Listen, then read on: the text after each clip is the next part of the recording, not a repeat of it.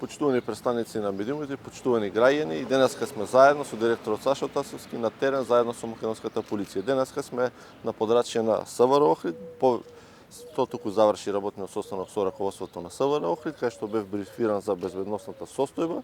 Граѓаните се безбедни, безбедносната состојба е поволна, за одбележување дека на ниво на Охрид имаме намалување на кривичните дела за 13,5%, исто така имаме и намалување на сообраќајните незгоди со телесни и тешки повреди. Исто така дискутиравме на самиот состанок и за тековните прашања, тоа е за отворената оперативна акција председателски парламентарни избори 2024 година.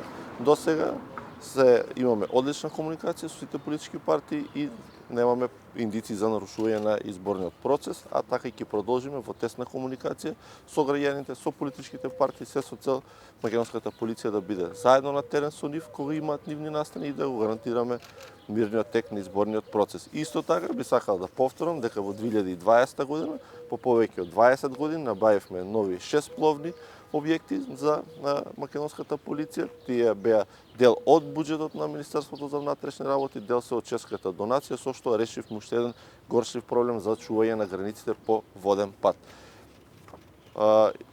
Тука продолжувам со посета на Израелската полиција и на граничниот премин. Ви благодарам.